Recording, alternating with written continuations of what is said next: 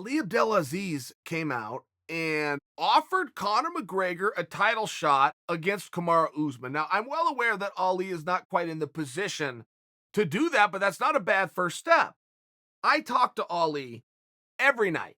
He's a late night guy. I'm a late night guy. Every night around midnight, we talk to each other.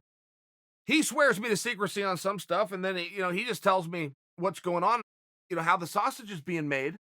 And he didn't bring that one up. So I think this was very organic. And Ali said something else in this. And this was a tweet. I'm not speaking out of school. He said this to all of you guys. But in case you missed the tweet, he was talking about Masvidal. He said Masvidal is actually pursuing a rematch with Nate Diaz. And Ali even said, you know what? Good for him. Fun fight, big fight the first time. It's going to be a fun fight and a big fight the second time. And he said, but Kamaru's now open. By the way, Woodley's now tied up with Burns.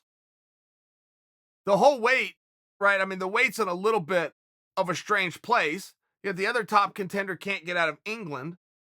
We trust that Colby Covington is healed and ready to go, but we just did that fight. Let's find something to do. Boom, Conor McGregor, you want the opportunity. I'm not against that. And you know what? A line actually opened in Vegas, and it had Usman as a 3-1 favorite. Now, I will remind you when Conor and Floyd, and it was bell time, that started at a 14-1, Conor versus Floyd. But by the time bell time happened, it was just less than a 3-1. So the odds makers are more confident that Kamaru Usman will beat Conor McGregor than they were that Floyd Mayweather would beat Conor McGregor. That's a very interesting line, in my opinion. I do get the school of thought that Conor going up to 170 and taking on the greatest 170-pounder alive is a very tall mountain to climb. I get it. 3-1 surprises me a little bit because Conor is known to come out and surprise all of you more than a little bit. And you know what? Yes, the odds makers have it right, at least as to who should be the favorite. Yes, Usman should be the favorite in that fight. It would take a whole lot of surprise, shock, maybe a little bit of luck for Conor to get the jump on Usman at that weight class.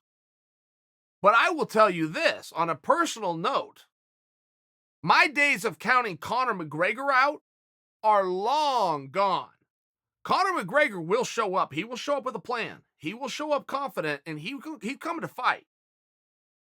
You can say the same thing about Usman. I'm well aware. Usman takes Conor down one time, it will change the fight. When Conor gets up from that, whether the round ends or he has to scramble to his feet, he will be a different fighter. Conor McGregor hits anybody with a straight left hand, Conor McGregor will change that athlete. That will change the fight. You will not be the same after that. Is that enough to start to hedge a bet? No, probably not. In all fairness, that was probably a little bit of a lazy analysis by me. But I am the one that brought this to you first.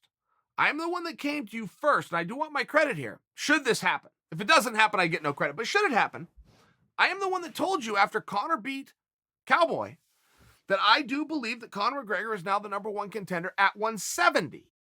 They were saying, okay, we're going to weigh in at 170. Just to remind you guys of that fight, we're going to weigh in at 170. But as 255-pounders in the holiday season, just imagine, just pretend it's a 155-pound fight. It's going to affect the 55-pound rankings, and if Conor should win, he's going to go right into Khabib.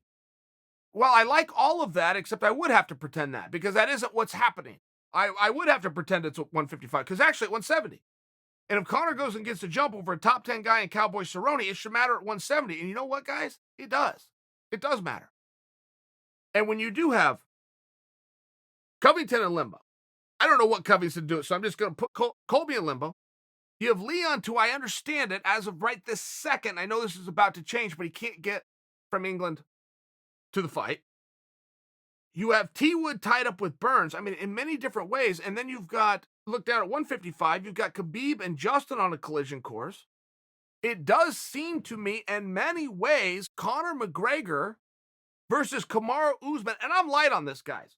I'm just making conversation with you. I'm very light on this.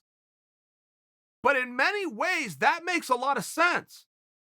And if you're not going to use Colby, you could bring Colby in off the bench anytime you want. Colby versus Kamaru rematch must happen, will happen. One of the best fights ever at 170 pounds.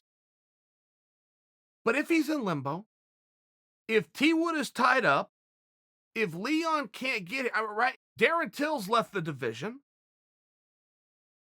Masvidal's going to go over with Nate if that report is.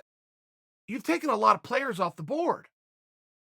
I think you could make a strong case that Conor was the guy with all those players there. You might lose the case, but you could make a strong case.